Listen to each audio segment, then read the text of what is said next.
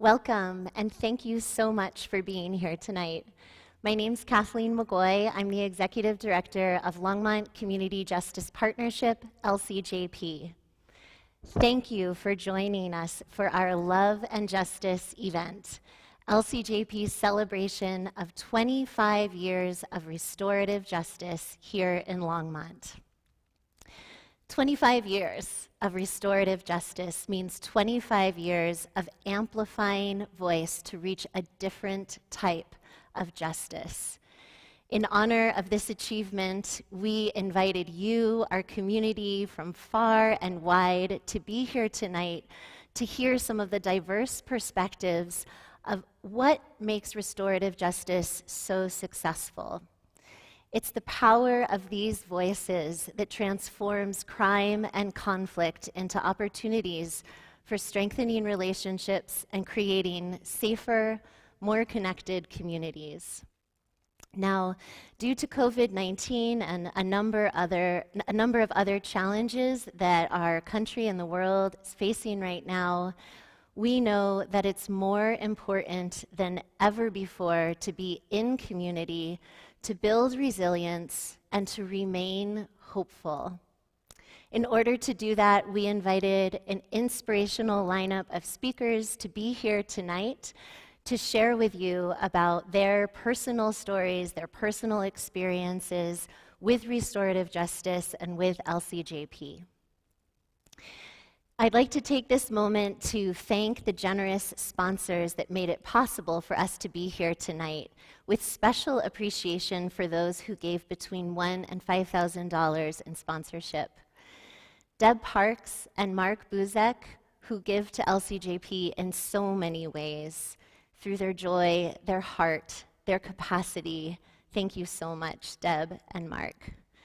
To Generosity Wealth Management, led by Mike Brady, who's a former LCJP board member. Mike has been with LCJP through thick and thin. Stapp Toyota is an ongoing sponsor of LCJP and many local nonprofits, and we so appreciate their support. Sonata Aesthetics, who's a new sponsor for LCJP and has really gone above and beyond to use their social media platforms to talk about our work and spread awareness. Terrapin Care Station, a local cannabis company here in Boulder County, has been committed to investing in LCJP and other charitable organizations since they opened their store in Longmont in 2018. And the Rosticus family. John and Phyllis Rosticus are incredible volunteers for LCJP who show up to make our dreams come true in every way possible. Last, I'd also like to give a shout out to Biscuits and Berries, who provided the catering tonight for those of you who ordered a ticket with dinner. So bon appetit, and thank you to Biscuits and Berries. Now, who is this wonderful person sitting next to me? This is Nia Wasink. She is a friend of LCJP. She has worked with us through consultation provided by Social Venture Partners Boulder County, and she is a supporter of our work. Thank you so much for being here, Nia. Oh, thanks so much for having me, Kathleen, and the whole team at LCJP. It is truly an honor to be here for such a momentous evening. 25 years. How exciting. Throughout the evening, as Kathleen said, we have some amazing speakers, but we also have a pretty important purpose.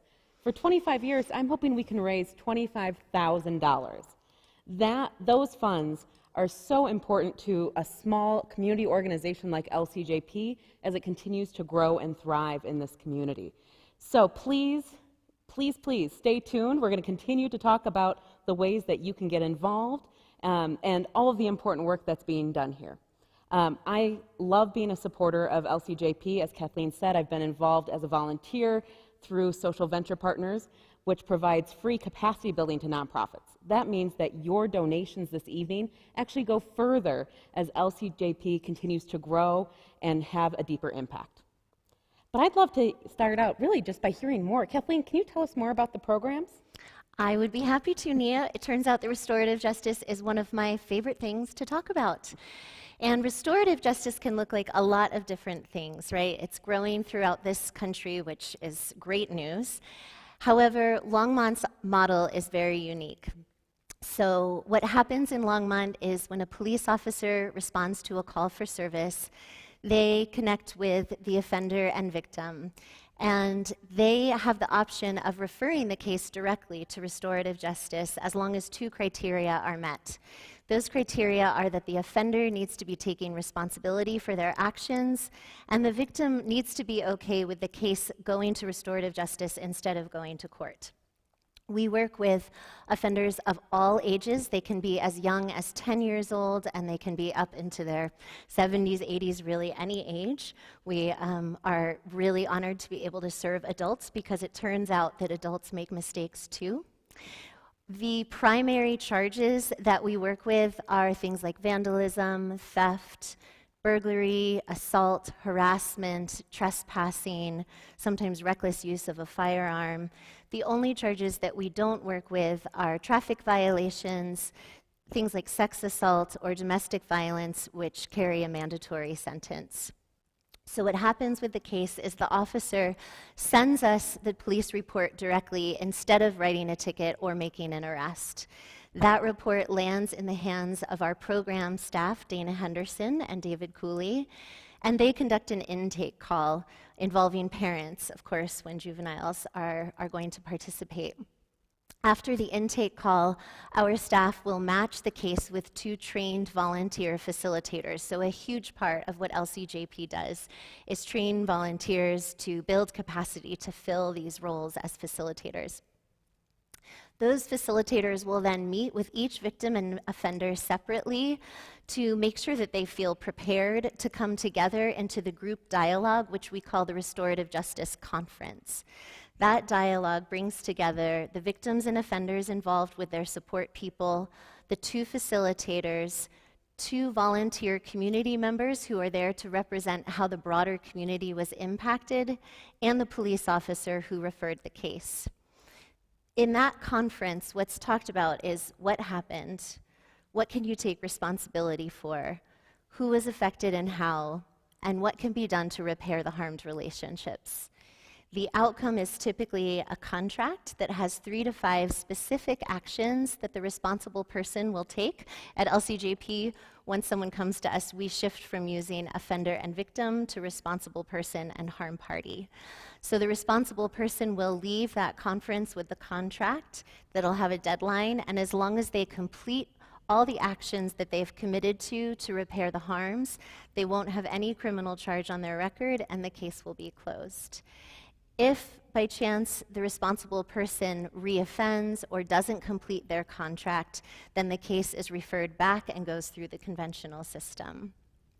We are so pleased to share with you that 90% of the responsible people who participate in our program complete their contracts to repair harm, and 100% of victims and harm parties report feeling that the responsible person was held accountable for their actions and that they're satisfied with the process. The other piece of information that people always ask about is recidivism or reoffense. And based on a recent study conducted by CU Boulder, we found that only 3.5% of those responsible parties who participate in our program have reoffended during a study that measured between 2006 and 2019, which was a study that involved about 2,500 responsible parties. That is really impressive. I mean, clearly, restorative justice is effective. Yes. It really changes lives. And even hearing about the kinds of cases that you work with, those are the things that we are most likely probably to see in our community: vandalism, trespassing. Yeah. So I have a feeling it also transforms communities at the same time. Yes. Can you speak a little bit about why restorative justice is important right now, especially here in Longmont? Yeah, restorative justice is something that brings people together in a safe and respectful space through facilitated dialogue, which means that every person present is invited to speak from their own perspective, to share their own truth. And really, the primary ground rule is that we ask everyone there to listen and speak respectfully. And as you may be noticing these days, it has become very hard for people to listen to each other, especially because there's so much to disagree about. There's so much controversy out there.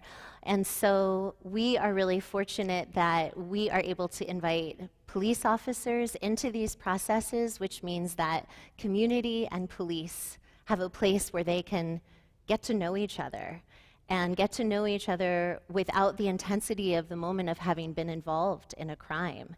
And I think what my personal belief is what happens is that people are able to change their perspectives. They're able to grow in compassion and empathy.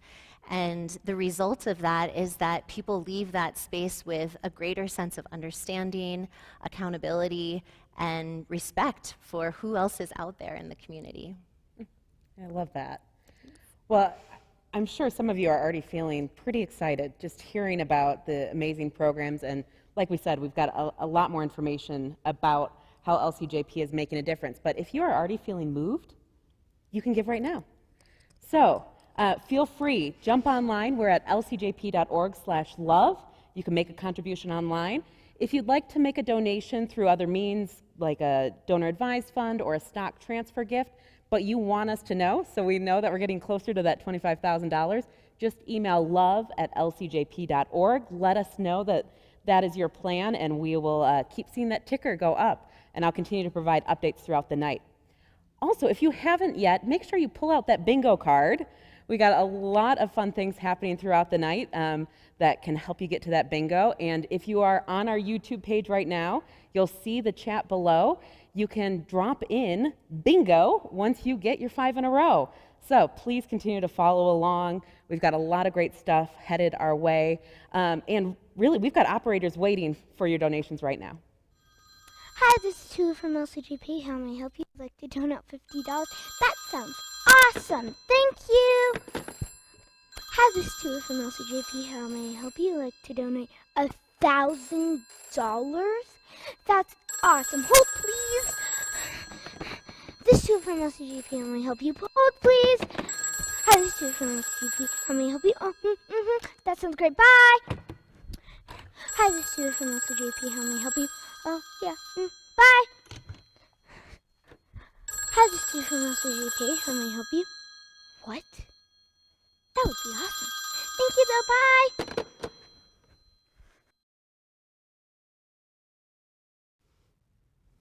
Wow, folks, those phones are ringing off the hooks. Thank goodness we have Tula Onyango helping us out behind the scenes. Tula is the daughter of Shalene Onyango, LCJP's development director, and I want you to know that Tula keeps close track of what's going on at LCJP, which is why I refer to her as my mini-boss. Tula is going to be sharing with you later tonight about her vision for what could make the world a better place, and I want you to know that Tula's words can and will move mountains. You don't want to miss it. LCJP's work takes place in partnership with police. As I mentioned earlier, this model is unique in the nation. And one of the ways that we strengthen our relationships with police is through the help of a team of 15 LCJP police liaisons. These officers come from all different departments of the Longmont Police Department, including patrol, school resource officers, detectives, sergeants, and command staff. Their contributions to our work are immeasurable. We truly gain so much from having this team of committed officers helping us out. They are our champions, our advocates, and they provide critical insight and guidance that really helps us to work effectively alongside law enforcement. Hey, my name is Silvana, and the way I see love and justice playing a role at LCJP is because they practice language justice, which means no matter what language a person speaks, they will be able to understand and participate in the restorative justice conferences. LCJP provides the equipment, the professionals, and all the resources necessary for a person to be able to speak in their native language. which is a language that comes from their hearts. Me, as a non-native English speaker, there is no better way to show love and justice like this. And a huge thanks to Silvana. She really exemplifies the importance of equal access to folks going through the process with LCJP. 30% of cases require some sort of bilingual support, whether it's interpretation, translation. So having people like Silvana available is really important. And again, this is part of what your funds can help support, ensuring that there is access for everybody to restorative justice. We know that traditional justice often results in really expensive interventions. For instance, it costs about $130,000 annually. Just 130,000. That's a lot of money to incarcerate one young person for a year. In comparison, it's about $3,000 for a young person to go through the full restorative justice process at LCJP. So not only does your donation mean that you're helping support a local nonprofit and this amazing work, it's actually a really efficient solution as well. And I want to thank the 98 people who have already stepped up to donate. That is amazing. Thanks to all of you out there. I know it's a little bizarre. I'm not in the room with you. I can't see your excited faces, but it's so great to see you stepping up. If you haven't had an opportunity, please join us now, lcjp.org/love. Click on that big Donate to Love button. Join us. I just made my contribution. I hope you will too. And right now, we're going to take a little break, hear some great music from our friend Nick, and highlight some of our sponsors. Flatiron's Bank, where your money stays right here. It does not go to New York or some national bank. Flatiron's deposits circulate up to 5 times more locally because they're the only bank chartered exclusively in Boulder County. Support your hometown and do well by doing good. Use Flatiron's Bank only in Boulder and Longmont. At Stapp Interstate Toyota, we believe that communities are stronger because people work together, and that's why we developed our Stapp Inspires campaign.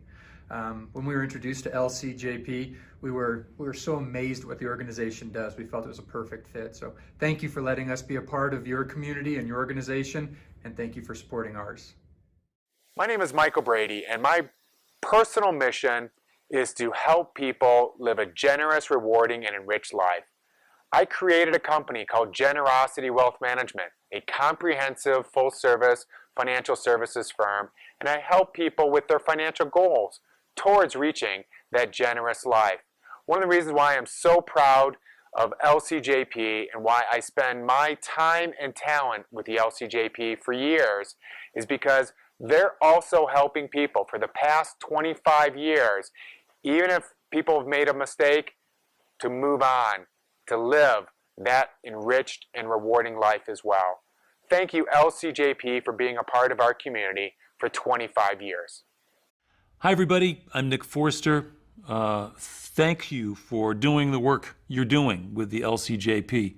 Restorative justice is a really important function of how we can treat each other better, which is what we need to do in our communities. There are so many underlying factors that have to do with early childhood education and poverty and racism and economic injustice and even environmental injustice. So there's a lot of factors at play here. But I think it's really important what you're doing, and I'm here to sing some songs, and I picked some songs that I think are appropriate for your message and your work.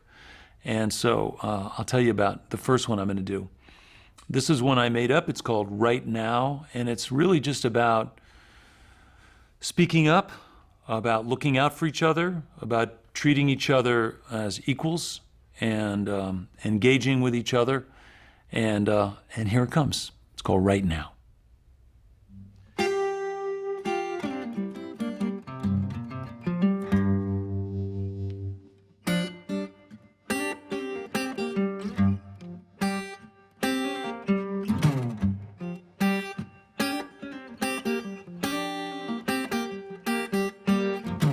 Right now, feel what you're feeling.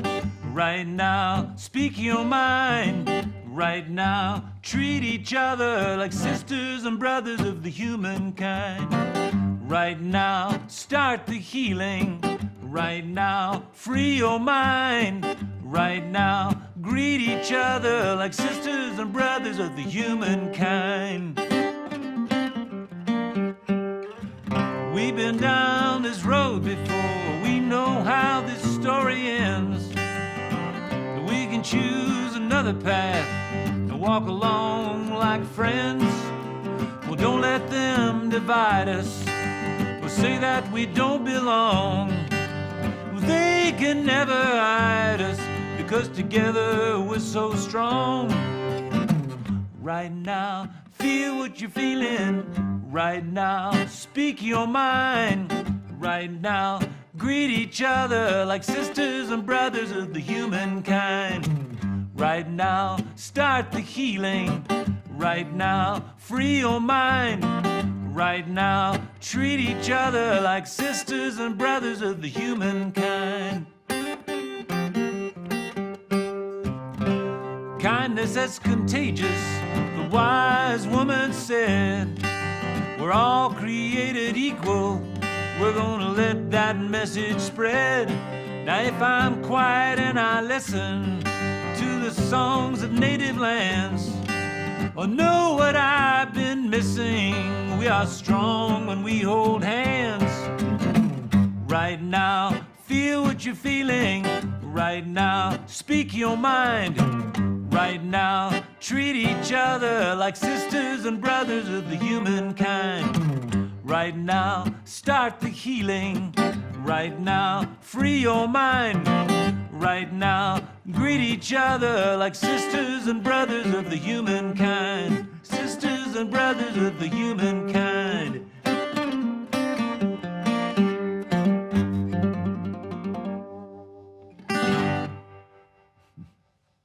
Right now.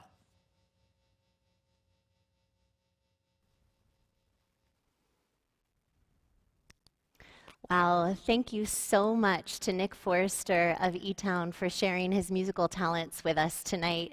And not only that, but sharing an original song right now, which speaks about the importance of belonging and helping each other feel that sense of belonging, which is really at the core of restorative practices.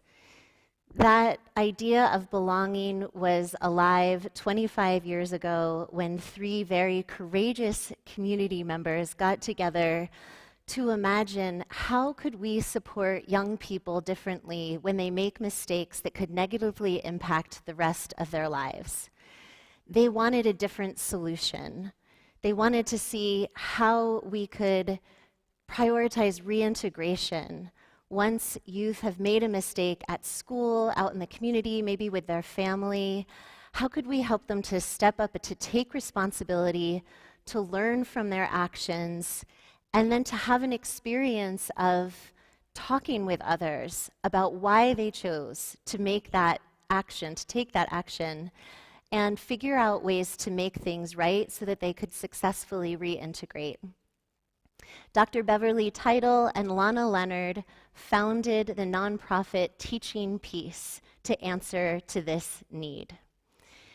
Beverly and Lana forged a relationship with then Public Safety Chief Mike Butler, and together, these charismatic leaders envisioned a new way of building community police partnership that would very quickly become nationally recognized for its successes in reducing recidivism or reoffense and giving victims and community members the opportunity to really participate, to take action, and to be involved in the type of justice that they wanted to see take place for their own families and the world around them.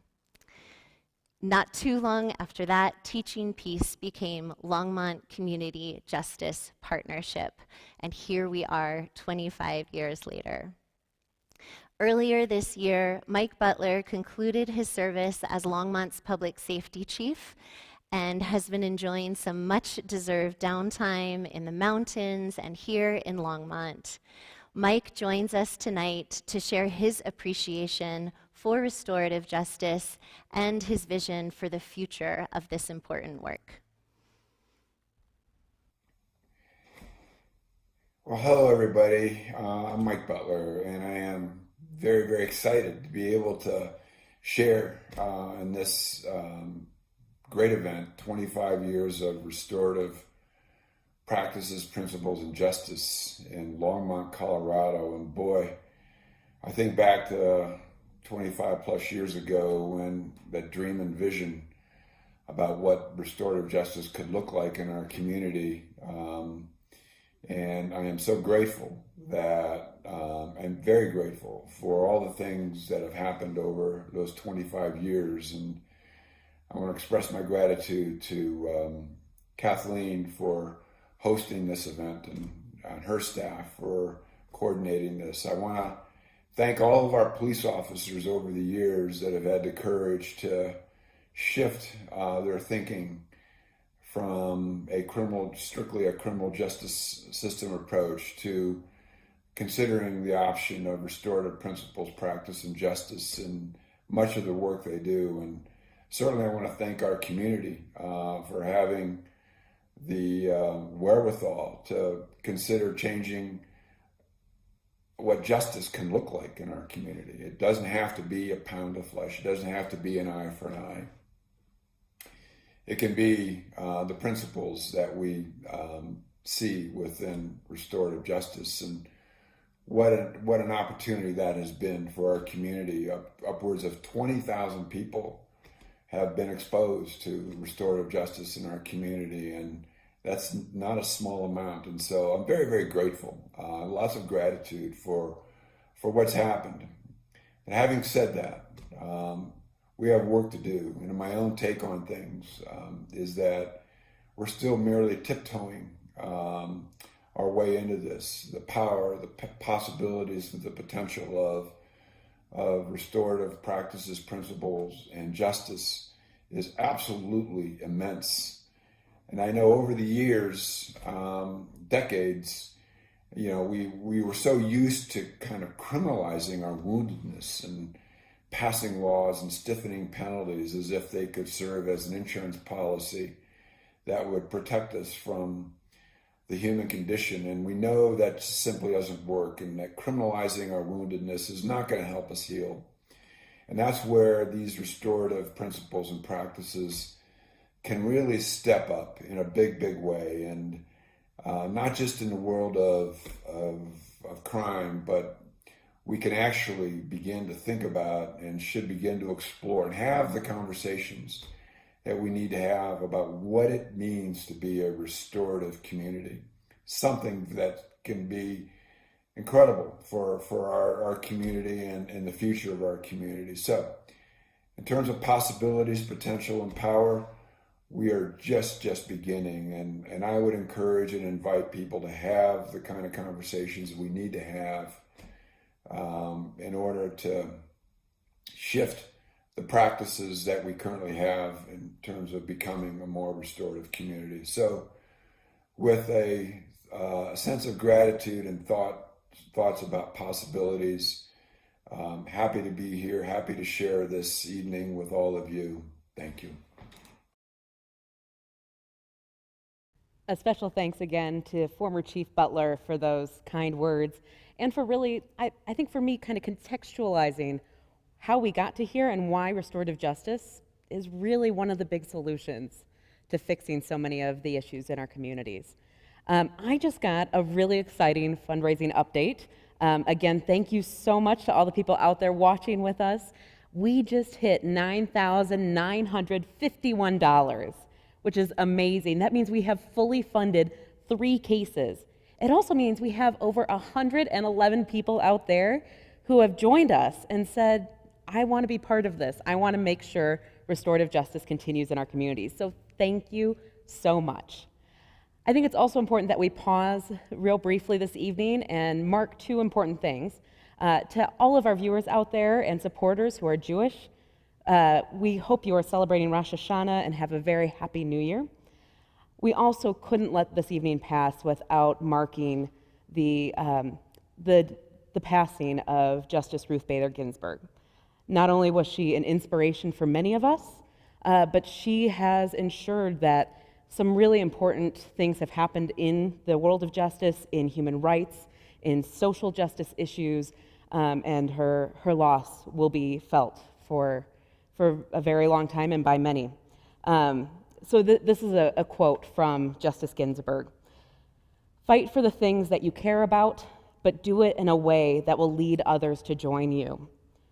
I feel like we're doing one small thing to honor her memory this evening and having so many of you join us in really fighting for the things we care about, and that is changing our community through restorative justice. With that, I think it's a great time for us to hear from some of the up-and-comers. Let's hear what some kids have to say about justice and love.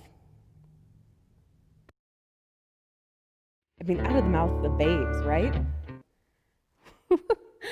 I love hearing from these young people, and really, they are throwing out a vision of the future that I really want to be part of. Quick fundraising update.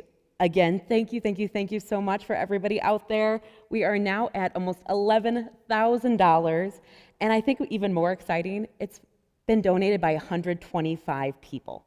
This is truly a grassroots fundraising operation. Everybody who's donating $20 all the way up, you are truly part of making a difference right now, and we cannot thank you enough. If you haven't gotten an opportunity, or maybe you're just joining us, please head on over lcjp.org/love or email love@lcjp.org. I'm going to throw it back to Kathleen for our next speaker. Volunteers bring light and heart to restorative justice, and we couldn't do it without them. 75% of all the roles in our restorative justice conferences are filled by volunteers. In 2014, a new volunteer arrived named Erica Lee. I can still picture her one night that year at our cherished LCJP house at Terry Street. Erica is a Longmont native and a community advocate. She brings her voice, her passion, her clarity, and her radiant joy to so many causes, and we are fortunate that LCJP is one of them. Central to Erica's vision is supporting people to live a holistic lifestyle, and she focuses on fundraising for community-based initiatives here locally. In Erica's own words, she helps to empower movers, shakers, and change makers to thrive in every sense of the word. And I can say that I have had the delight of witnessing Erica do just that in a variety of places and spaces. It is my honor to introduce Erica Lee.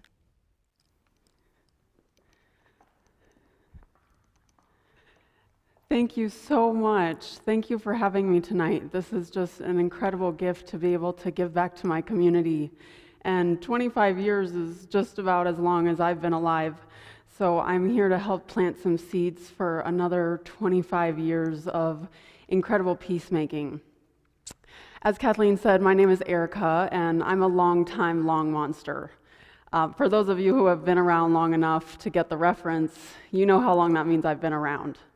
If you're new to town, Long Monster is a term that we use. You know those free buses in town?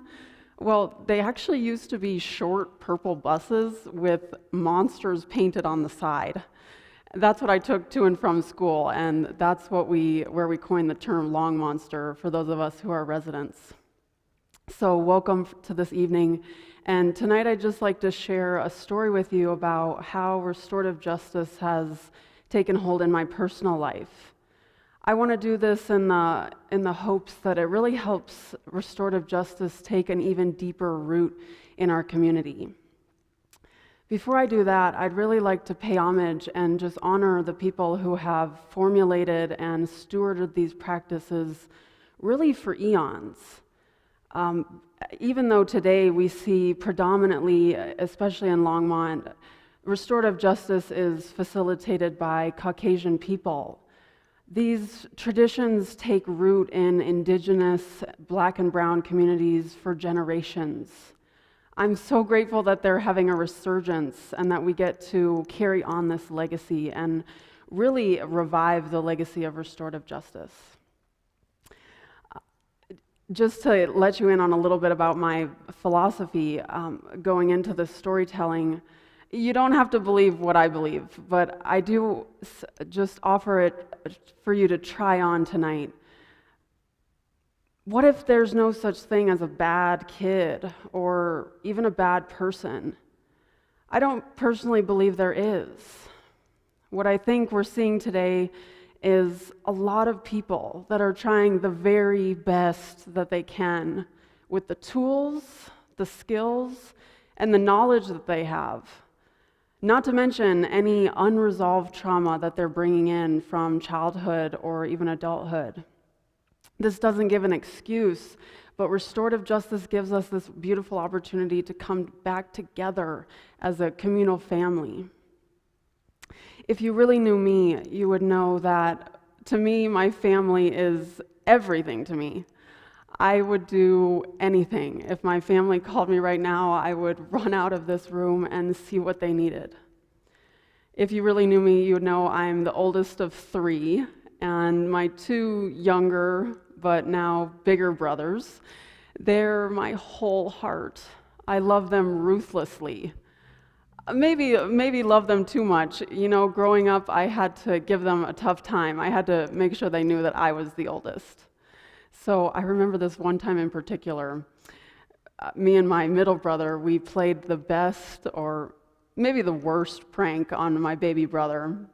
We actually snuck into the pantry and we replaced the white cream in an Oreo with toothpaste.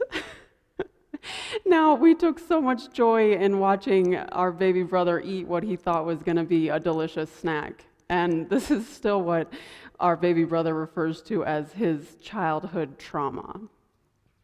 Now, if you really, really knew me, you know that even though I love my family so incredibly much, growing up was so challenging. I felt this unsatisfiable pressure to perform, to be perfect, to just be right and get things right. I don't know if you've ever felt this in your life, but sometimes I just felt like I could never get it right. You see, my parents had split up when I was really young, and that was always so confusing for me. I remember thinking to myself, maybe if I could just say the right things, they would fall back in love. Well, luckily that didn't happen, and I got 2 great bonus parents. But my mom, after the divorce, she ended up opening and running her own restaurant. This was a big deal. She did this because she wanted to actually spend more time with us. The only alternative seems like she would have to go get a corporate job and then really never have time with us. Now, my mom is someone who I love more than most people in the world, and I decided that in middle school I was going to make working at the restaurant my extracurricular activity. So, as my mother recalls it, I was 11 years old, and I asked if I could wait on tables. And of course she said no. I was 11 years old. But I've been strong-willed since the beginning, so she turned around, and there I was waiting tables. The rest was kind of history.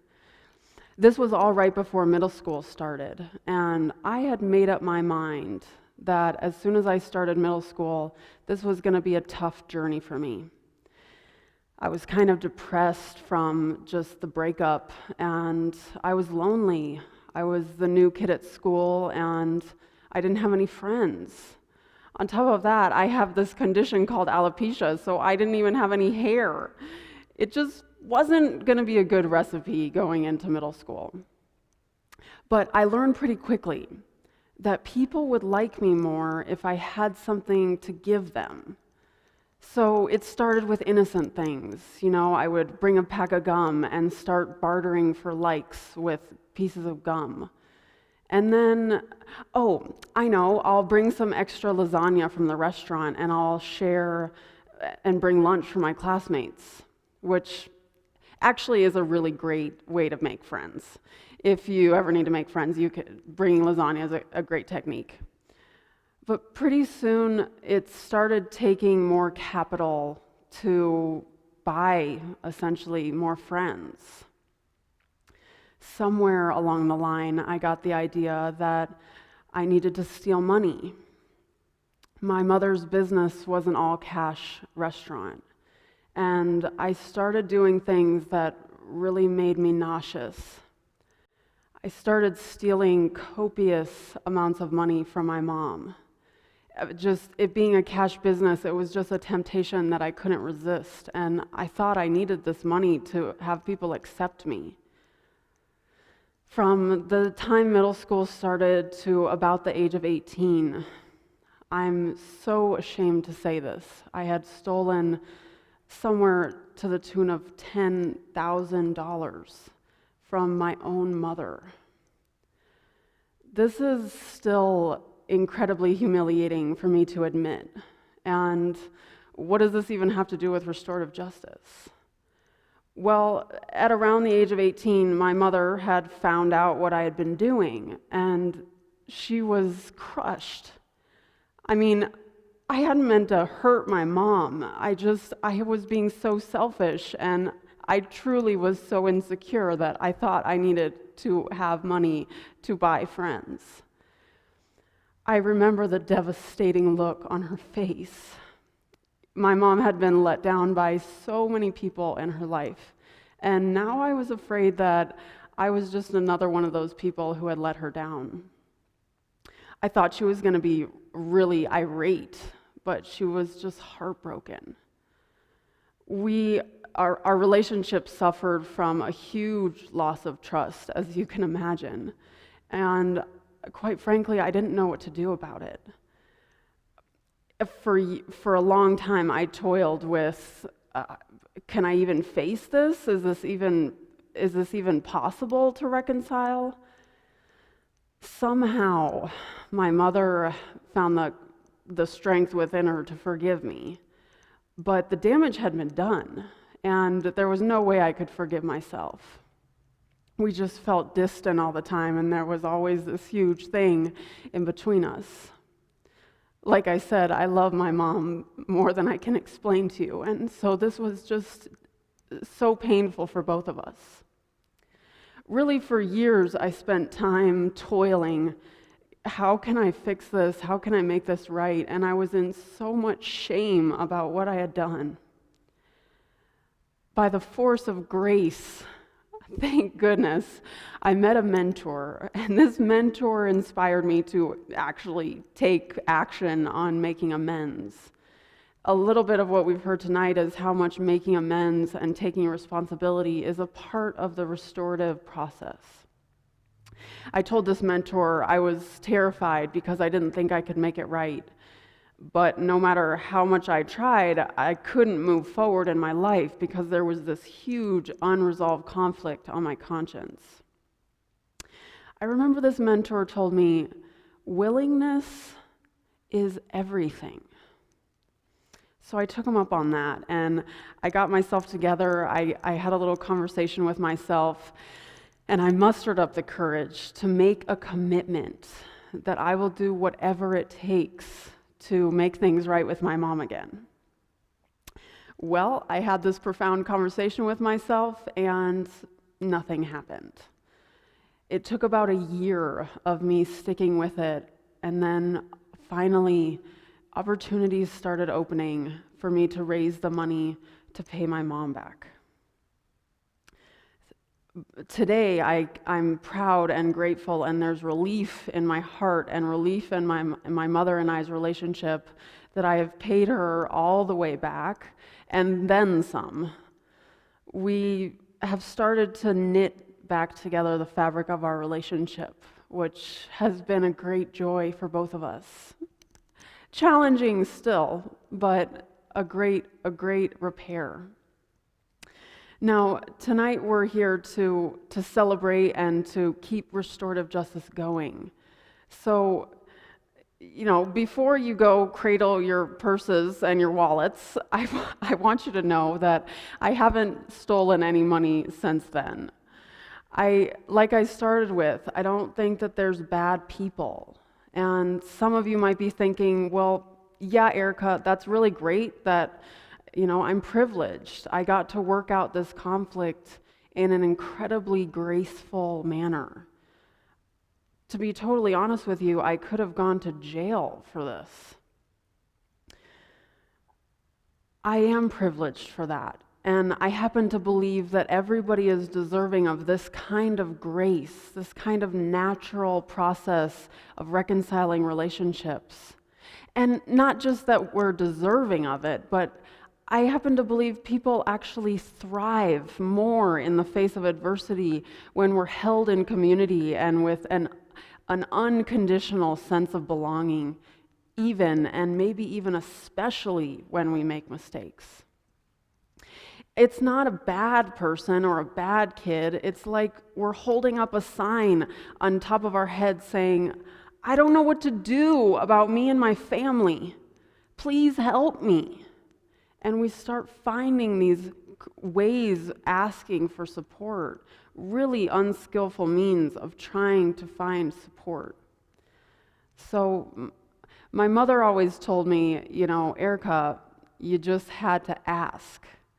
So tonight I would like to humbly ask you to open your wallets and your purses and your hearts and invest in this possibility that we can go from a society that is punitive and punishes. The studies show that children age 18 for men, for women, and 25 for men, our brain isn't fully developed. The part of our brain that thinks about the future and the consequences of the future isn't even developed yet. We can go from the kind of society that penalizes people for something we sometimes really can't even control to instead a restorative model of knitting the fabric of relationships back together. We can invest in that tonight, in the sincere effort of creating a world that knows justice and knows peace. Thank you very much.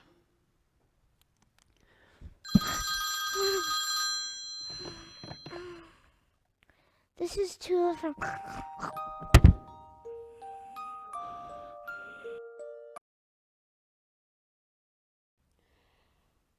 Thank you so much, Erica. I wish all of you could be in the room with us right now, because although we are spread out in this large space, you could hear a pin drop listening to her share that story. Even just the bravery of being willing to share that is inspiring. But I love the imagery of knitting together relationships and really knitting together our community through restorative justice. I also have to say, as somebody who loves to make lasagna and new friends, Erica, you might be hearing from me. To all of you out there who are still watching, thanks for sticking with us. Hopefully that also inspired you. We are now up to $11,278, which is just mind-blowing right now, from 131 donors. Thank you, thank you, thank you so much. Again, if you haven't gotten a chance, the link is still live and will be for as long as you need, lcjp.org/love or email love@lcjp.org. Thanks so much, Nia, and thank you again to Erica for opening up and being vulnerable to share her story with such courage. And that is exactly the request that we make of participants in the restorative justice process, which is why we really want to honor all of those people that have come through our process over the years. I have the good fortune of living here in Longmont, and pretty consistently, whenever I meet somebody new, I hear, oh yeah, my child went through that program. We had some issues. And one of the most remarkable things that I've heard, and this was actually from a therapist in the city who has worked with hundreds of youth here in Longmont, was that Through participating in restorative justice, families came to him with more skills to have hard conversations and address conflict within the households. He could see the difference between families that had experienced restorative justice and those that hadn't. And he said it was just remarkable to see how young people and adults had experienced new tools, new capacities, new approaches that they could continue using in their families. Our program is starting to wrap up, but please don't go yet. We still have several songs from Nick Forster, and I also want to, at this point, give a huge message of thanks and appreciation to some of the key people who helped us pull off this event in a really fun and collaborative way. First of all, to the UCC Longmont, which is where we are tonight. This is a beautiful space, and they were so willing to let us use their audiovisual equipment, and that would not have been possible without John and Phyllis Rostakis, the executive producers of tonight's event. It is because of John and Phyllis that we were able to adapt and modify and take on this amazing virtual thing and make it so dynamic by going back and forth between our live presentations and our pre-recorded videos. I'd also like to thank Karina Doyle, who is the video producer of our Voices of a Future clip there. And so without Karina, we wouldn't have been able to highlight those young people who are telling us they already have the answers. They know what would make the world a better place. So let's make it happen tonight.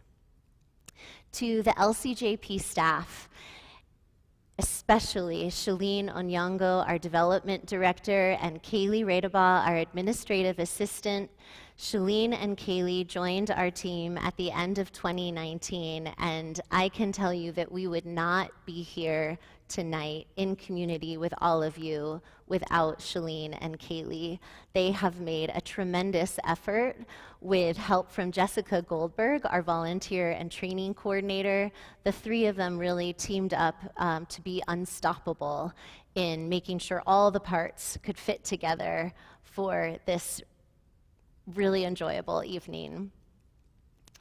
To the LCJP Events Committee, we had our first ever event committee form, and I want to mention them all by name: Cheryl Brown, Cheryl Pierce, Deborah Simmons, Deb Parks, Patty Stutz-Tannenbaum, and Marianne Argeis.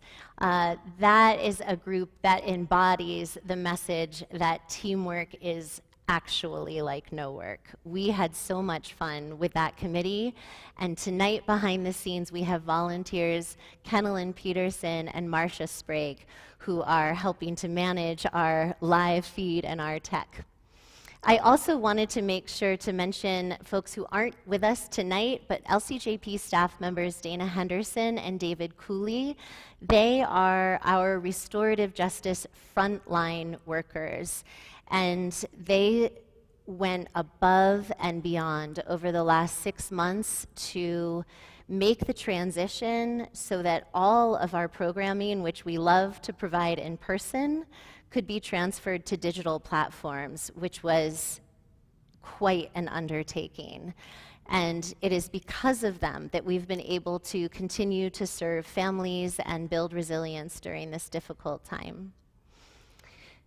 The LCJP Board of Directors, thank you for your leadership and your guidance, and in particular, thanks to Justin Chappell and John Rostakis, members of our Development Committee, who were there from the beginning to help us envision and build this event from the ground up. Last but not least, to all of the speakers who were part of tonight's event, to Nia Wasink. Wow, I'm having a great time. I hope all of you at home are also enjoying yourselves and hopefully have learned something new and have been inspired to get involved, whether that's through giving a gift or maybe coming to our next monthly orientation, which is offered over Zoom. Now I invite you to sit back and relax. for some really great classic tunes from Nick Forster.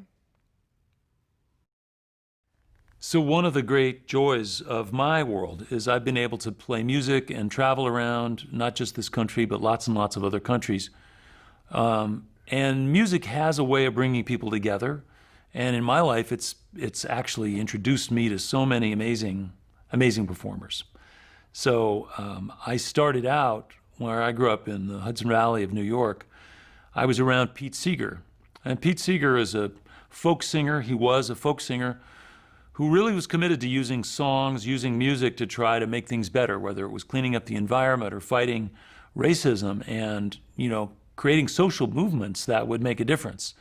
But he wrote songs and sang songs and performed all over the world in an effort to make things better. So here's one of his songs, again from one of my heroes, Pete Seeger. This is called If I Had a Hammer. Thanks to Pete Seeger.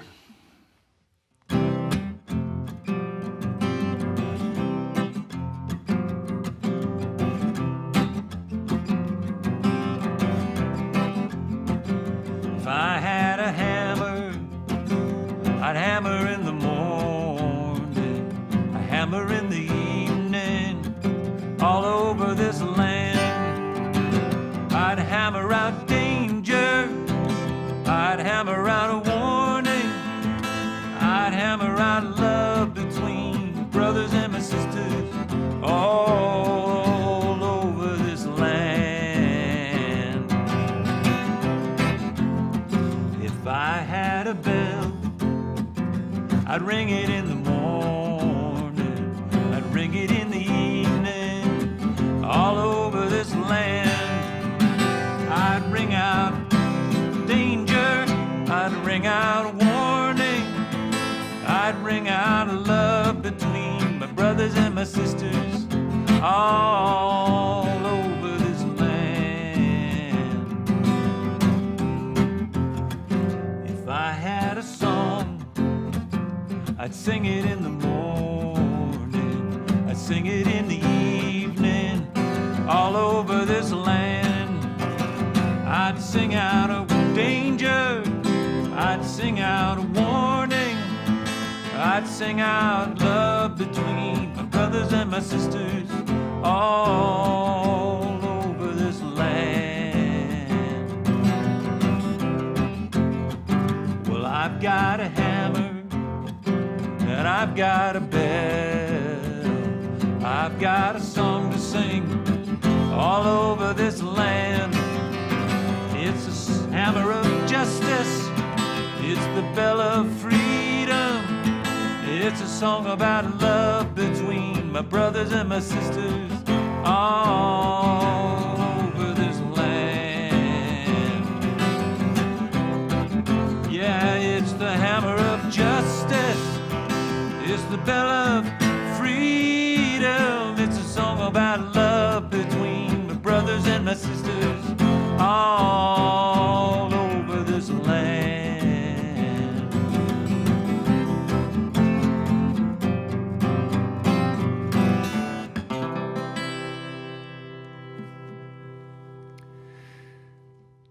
All right. Thank you, Pete. Another one of my heroes that I got to meet through my work with E-Town. And for those of you who don't know or aren't familiar, E-Town's been a radio show for almost 30 years. With some of the same kind of vision and mission that Pete Seeger had. We have a goal of using music to bring people together. And then once we've gotten people organized and paying attention and listening, we try to share some information about things that we can all do to make our communities a little safer, a little stronger. And that's been our message and our mission for like I say, almost 30 years. Early on, I was lucky enough to invite another one of my heroes, Pop Staples, onto the stage at E-Town. If you haven't checked out the Staples Singers, it's just spectacular music, a family band. He was from Mississippi, but they lived in Chicago. Anyway, the Staples Singers were right up front and center with Dr. Martin Luther King marching, getting arrested on behalf of the civil rights push that happened in the early 60s. So Here's one of Pop Staples' songs. It's called Why Am I Treated So Bad?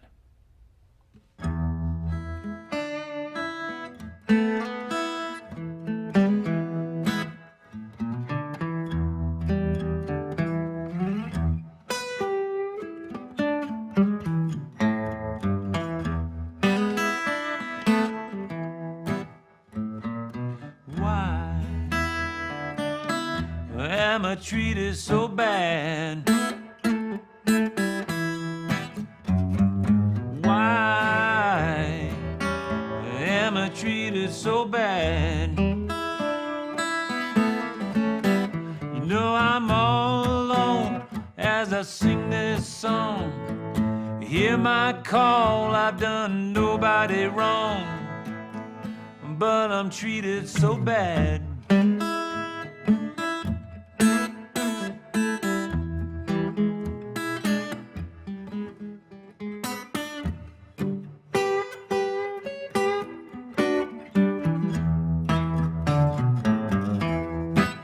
I'm gonna walk out in the Master's name. The things I do, they seem to be in vain. You know you may be blind, you may be lame. You walk on out in the Master's name, though they treat you so bad.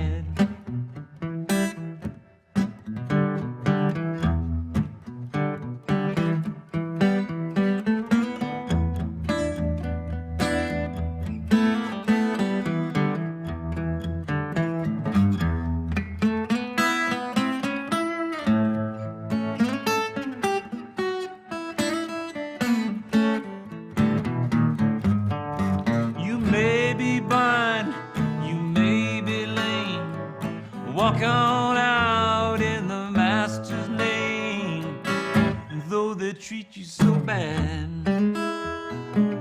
Yeah, they treat me so bad.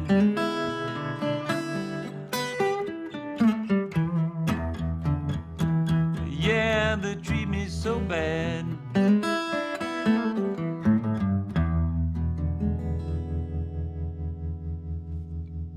Thank you, Pop Staples.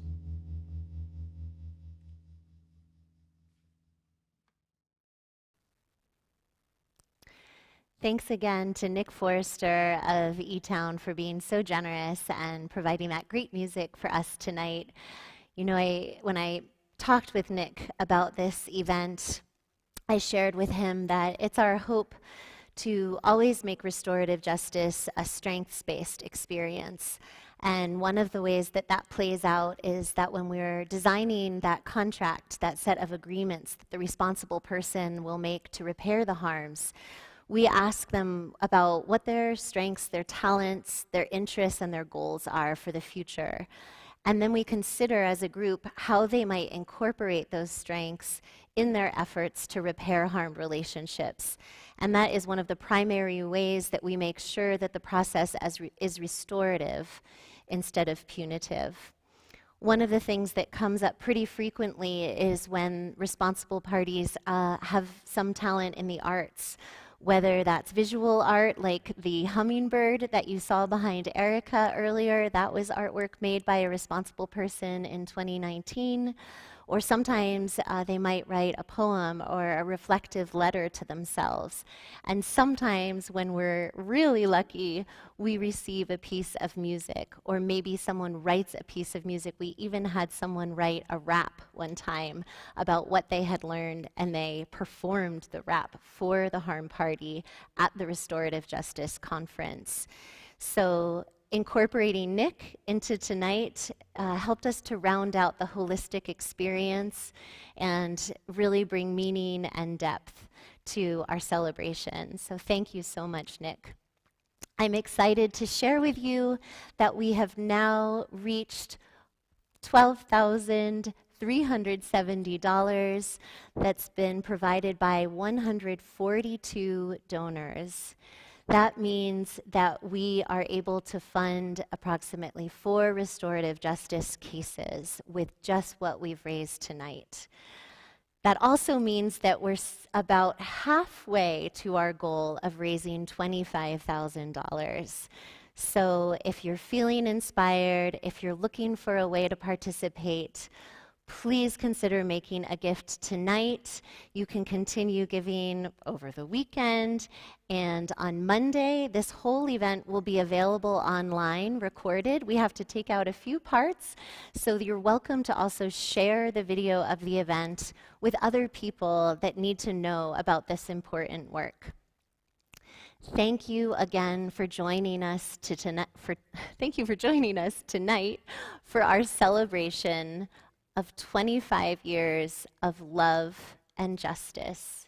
To close out the night, we have one more song from Nick Forrester, and with that, I wish you a good evening. Please take care, stay safe, and thank you again. Thank you, Pop Staples. One of the challenges that leads to the injustices that are part of the criminal justice system and some of the unfairness that we see, and that there's huge protests around right now having to do with violence and I guess you could just call it racial inequity. One of the root causes, of course, is economics, just the economic imbalance between the rich and the poor. That's nothing new. It's been around throughout history. But I'm going to do a song now that talks about that, and it was written by Hank Williams, another one of my favorite songwriters. Hank came to popularity in the 1950s, died too young in his 20s, but he wrote a ton of great songs. But this is one that he wrote about just not being so focused on money and greed and acquiring things. And ultimately, I think we have to find a way to have some economic reshuffling, and so we can have a strong middle class. We can have people have a day job and live a life of dignity and raise their children in safety. So some of that is connected to this song, Hank Williams' song called House of Gold.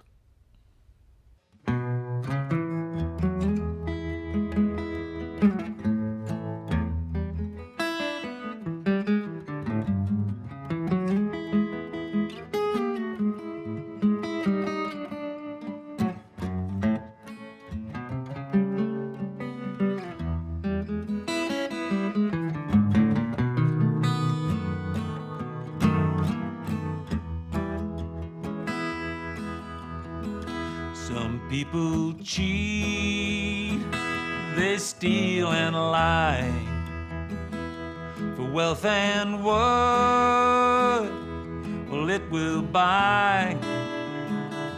Well, don't they know on the judgment day, well, gold and silver will melt away. I'd rather in a deep dark grave, know that my poor soul was saved. Live in this world in a house of gold and deny my God and lose my soul. What good is gold and silver too if your heart is not good and true? Oh, well, brother, hear me when I say it's time for you to change your ways. Yeah, it's time for you to change your ways. Well, people steal, they cheat and lie for wealth and what it will buy. Well, don't they know on the judgment day, well, gold and silver will melt away.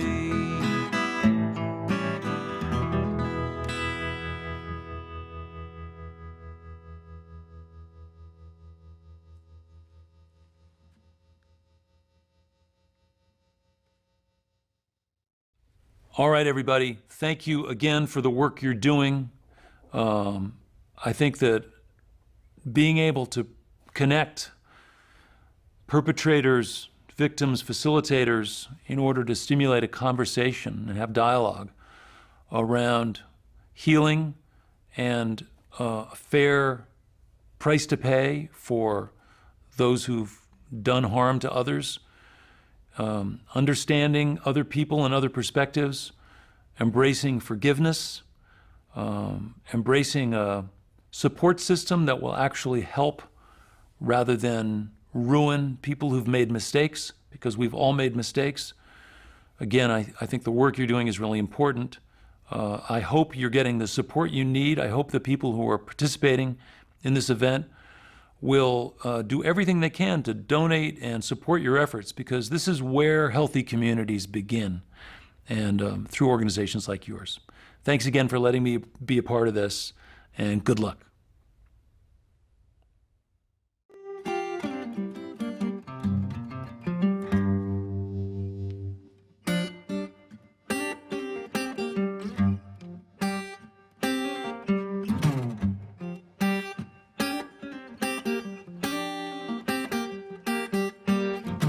Right now, feel what you're feeling.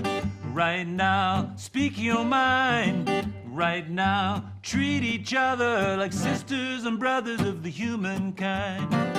Right now, start